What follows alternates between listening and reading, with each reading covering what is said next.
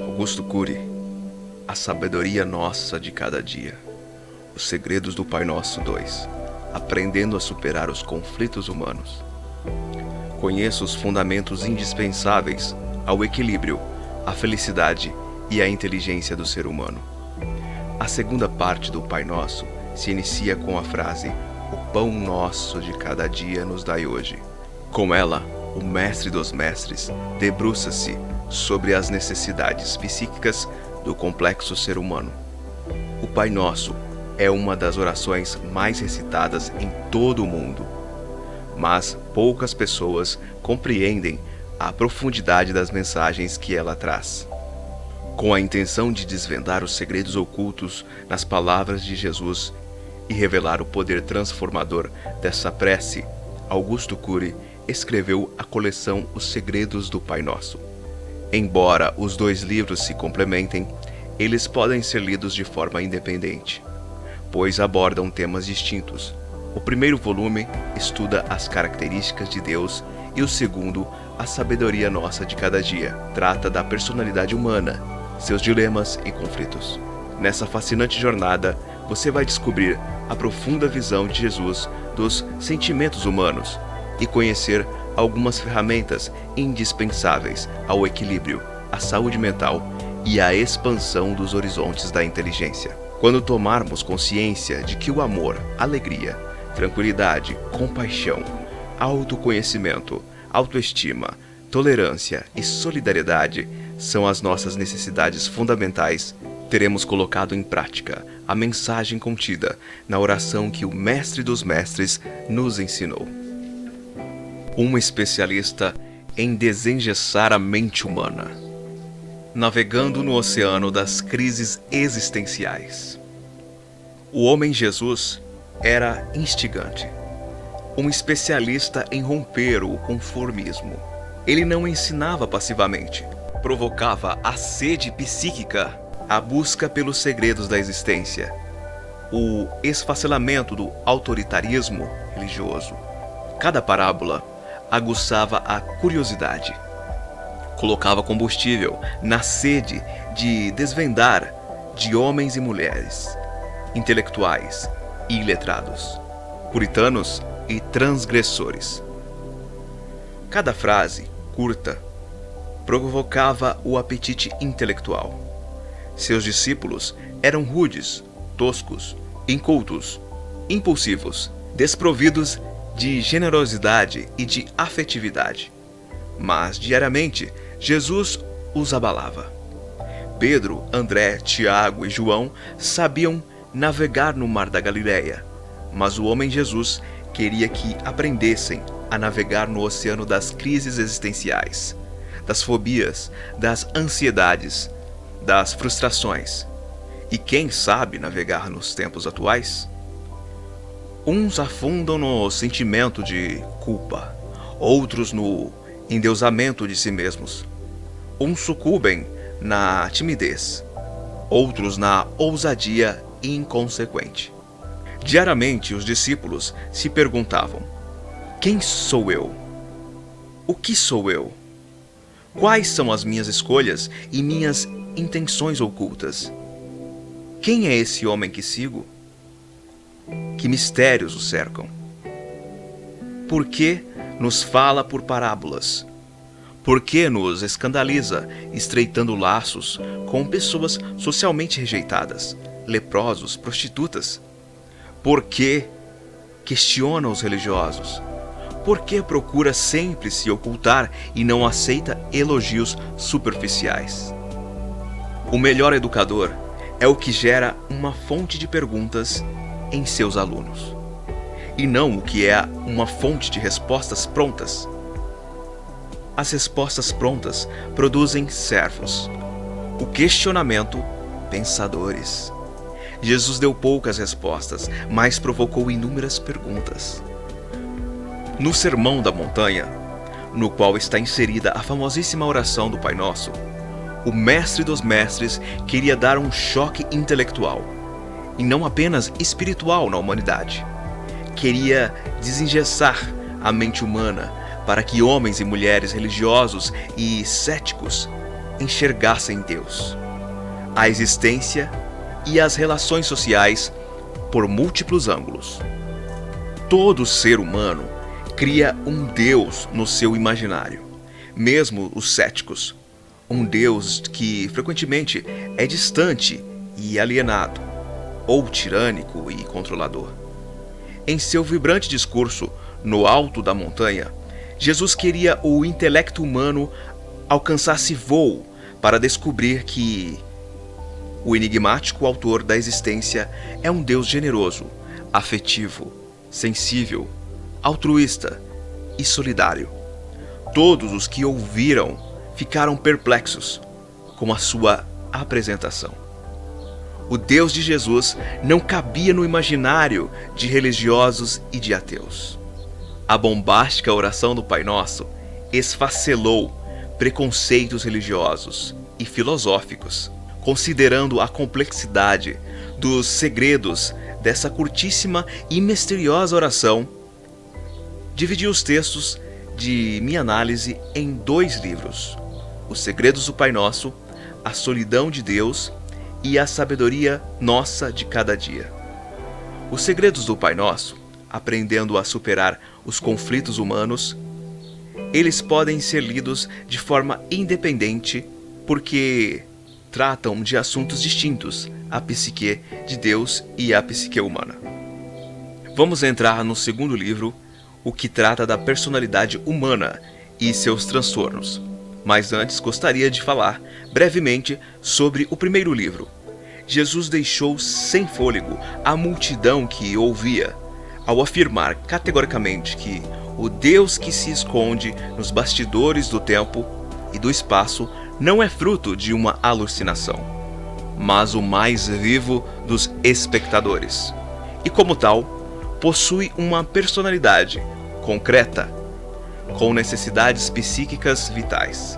Jesus inicia sua magma oração dizendo que Deus não é um computador universal, uma energia cósmica ou um criador invisível e autossuficiente. Deus é Pai. Como Pai, ele foi preso na armadilha da própria emoção, onde se destaca uma dramática solidão. Como Pai, ele tem a necessidade incontida de construir uma rede de relacionamentos com a humanidade, para trocar experiências, interagir e irrigar a sua emoção com prazer.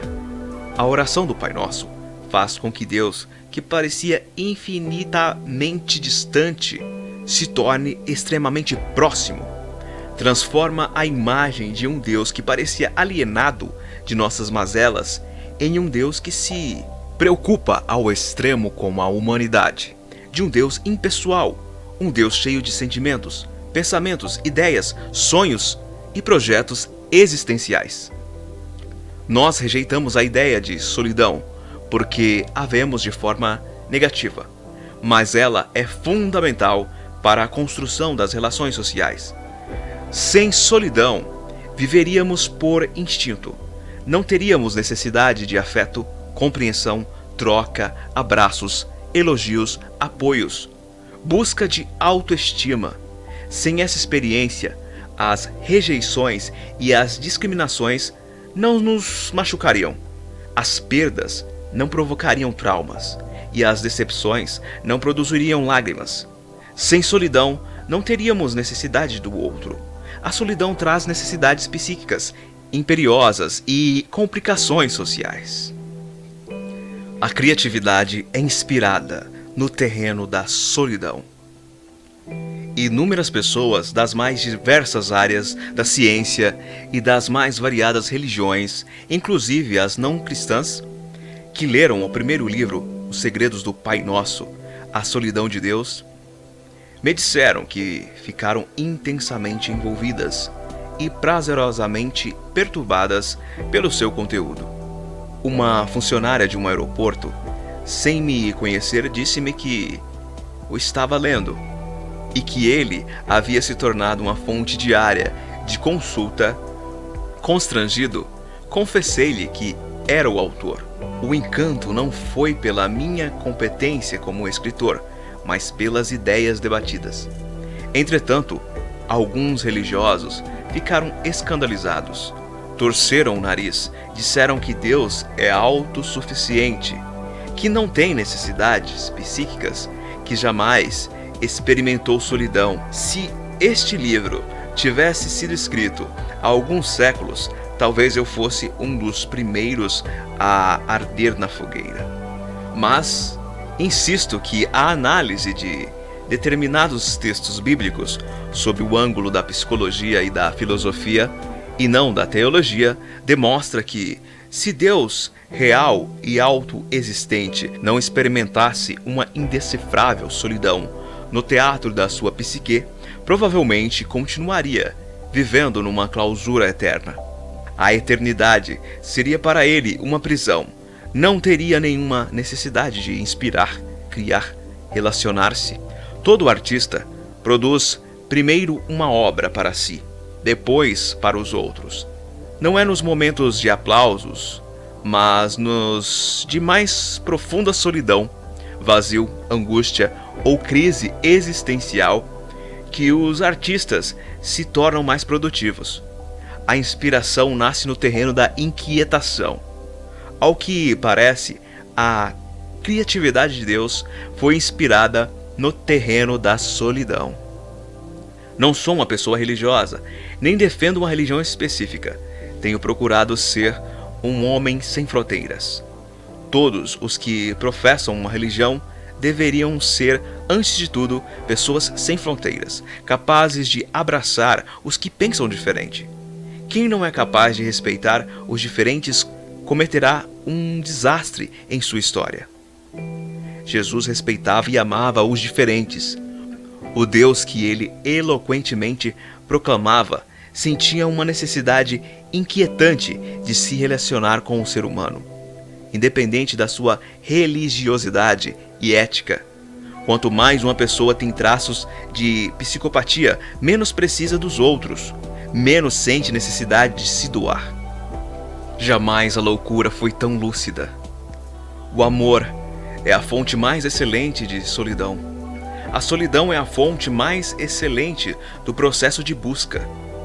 Quem não ama, vive isolado ou produz relações superficiais. Quem ama se entrega, mesmo correndo o risco de ser rejeitado, frustrado, ferido. Inúmeras pessoas têm vergonha de dizer para as outras: eu te amo, eu preciso de você, pois essas palavras nos despem do orgulho e produzem cumplicidade. Mas é incrível que o Deus revelado no complexo livro chamado de Bíblia não tenha medo de se comprometer. Muitos pensadores e teólogos não o analisam sob esse prisma. Deus sente uma necessidade psíquica tão intensa de se relacionar com a humanidade que não tem receio de se envolver em complicações. Ele busca cumplicidade, mesmo correndo risco de sofrer rejeições e indiferença. Como analisar sob o prisma psicológico essa frase imperativa: amai a Deus sobre todas as coisas? O Deus Todo-Poderoso está dando um grito comprometedor. Que coragem!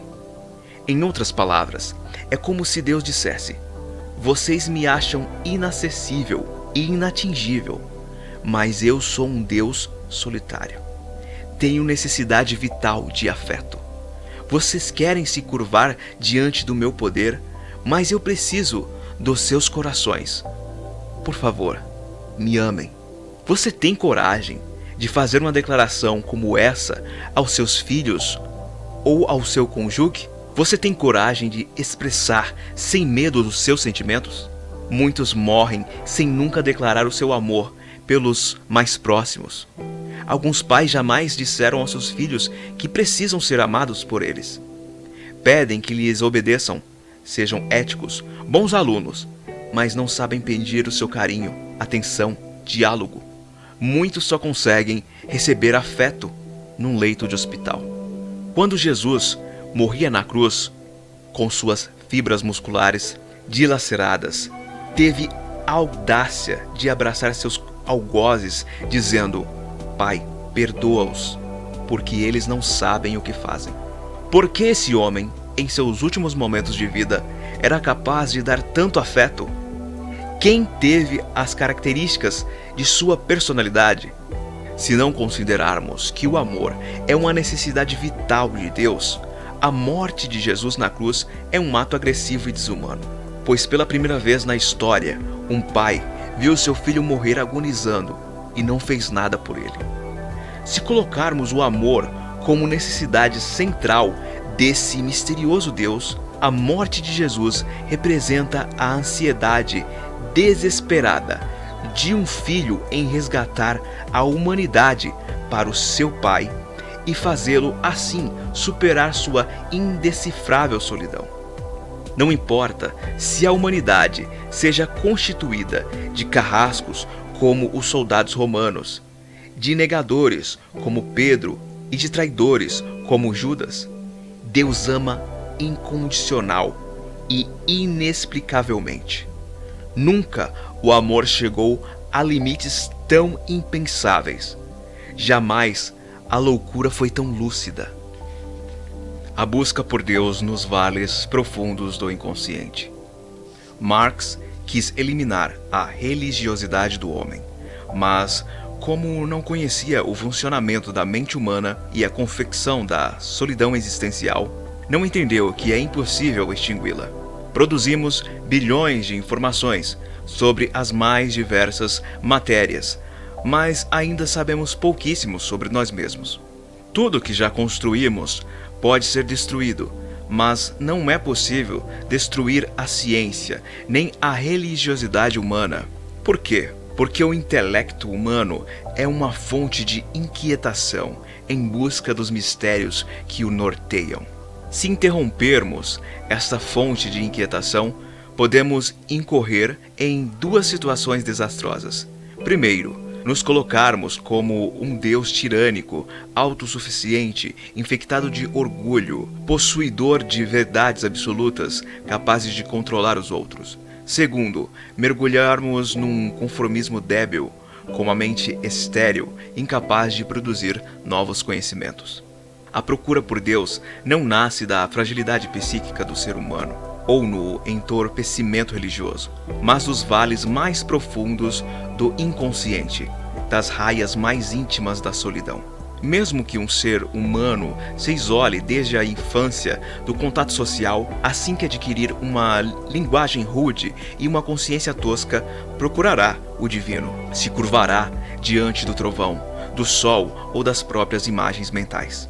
Ter solidão não depende de escolha, mas de superá-la. Sim, algumas pessoas, gravemente feridas e frustradas em seus relacionamentos, prometem para si mesmas que jamais voltarão a amar alguém, mas não conseguem.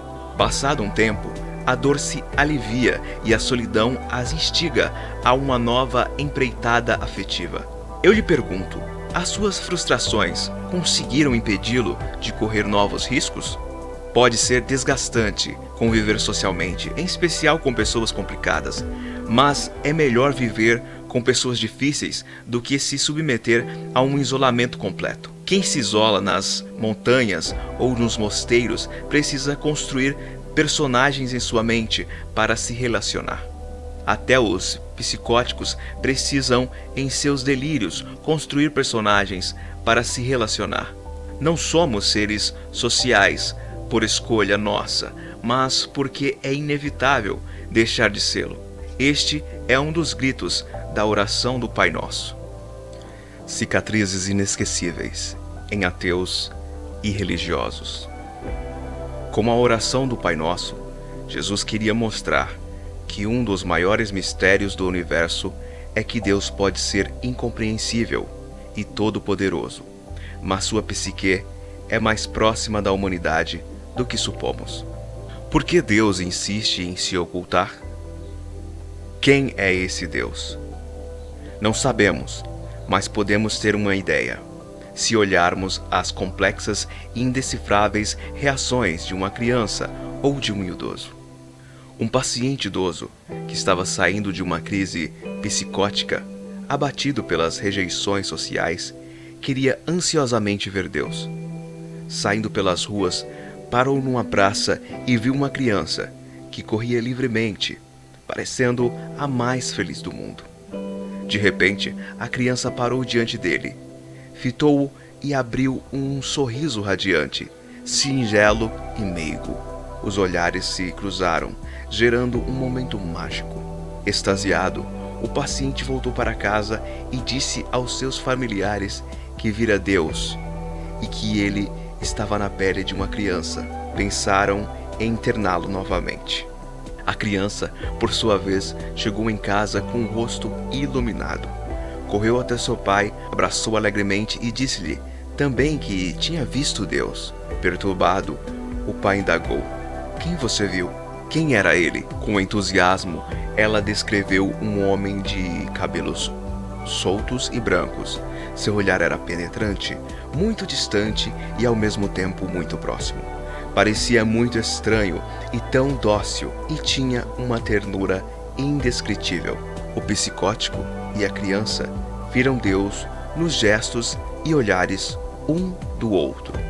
O homem mais complexo que transitou nessa terra, Jesus, queria, na fascinante oração do Pai Nosso, aproximar ao máximo Deus do ser humano. Queria que um olhasse nos olhos do outro, que se admirassem, tivessem momentos únicos. Muitos amam defender a sua religião, seus dogmas, suas verdades. Usam documentos, textos e argumentos para estar acima dos outros. Mas o Pai, apresentado por Jesus, não representava dogmas, barreiras de separação, normas de uma nova religião, mas uma fonte inexaurível de amor, sensibilidade, inteligência e solidariedade. Cada ser humano, mesmo os mais miseráveis, ganhou um status inimaginável. Converteu-se num ator exclusivo, num tesouro extraordinário. Apesar dos seus defeitos, a proposta de Jesus abala a ciência. O Mestre dos Mestres enfatiza que, quando esses tesouros silenciarem sua voz no teatro do tempo, eles continuarão encenando a peça da existência num teatro interminável. É um projeto espantoso. A morte expande os horizontes da solidão dos que ficam. A angústia dos íntimos diante da morte de seus entes mais queridos é extremamente dolorosa. A finitude da existência deixa cicatrizes indeléveis, tanto em ateus como em religiosos. O que não daríamos em troca de fagulhas da existência daqueles que perdemos? Todos os pensadores infectados de orgulho esfaleceram sua arrogância diante do fenômeno avassalador da morte. Há um lugar onde todos somos simplesmente humanos e nada mais: nos velórios.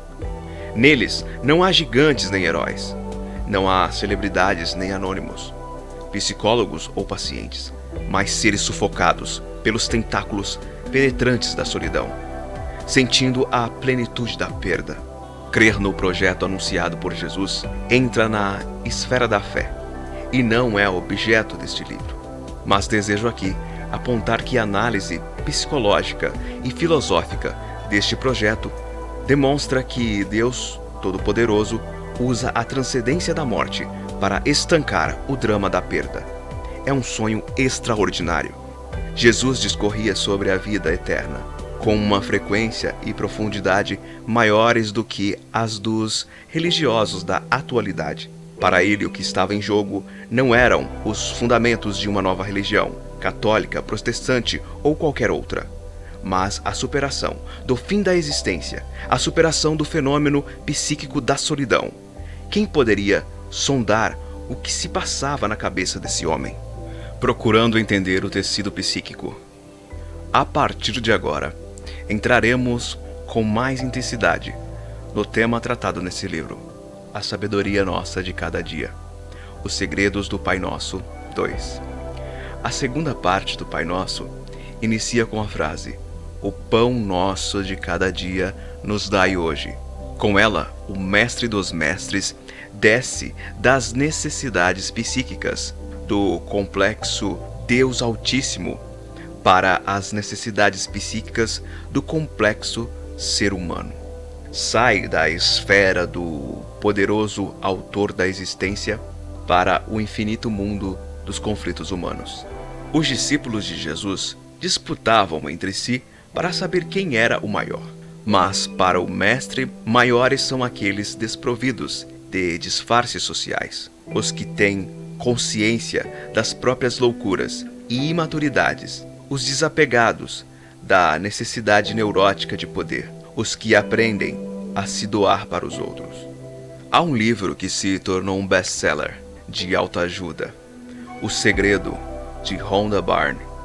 Partindo de ideias antigas, a autora produz um texto interessante e com soluções quase mágicas para os conflitos humanos, como a lei da atração. O que se pensa pode se materializar. A questão é que belos textos como esses não levam em consideração o funcionamento da mente, a construção de pensamentos, a formação do eu e o seu papel como gestor da psique, a reedição do filme do inconsciente e a proteção do território da emoção. Trataremos dessas questões mais à frente. Veremos que viver é uma arte belíssima e extremamente complicada. Existir é uma experiência complexa que possui variáveis nem sempre controláveis. A pessoa mais calma vive momentos de ansiedade, a mais coerente, momentos ilógicos. Este não é um livro religioso, mas de socialização do conhecimento sobre a psique. Faremos uma jornada filosófica, psicológica, sociológica e psicopedagógica pelos caminhos da oração do Pai Nosso. Analisaremos alguns segredos ligados à nutrição psicológica, às nossas maquiagens e disfarces sociais, às insanidades, a necessidade de promover a saúde mental e expandir os horizontes da inteligência. O texto do Pai Nosso, embora singelo nas palavras, continua a ser incendiário. Um texto aparentemente tão brando e, no entanto, tão provocante. Ele nos faz um convite para penetrarmos no mais sutil e complexo dos terrenos, aquele que nos constitui. Desejo que os leitores tenham talento para percorrer essa trajetória que os levará a se conhecerem mais profundamente.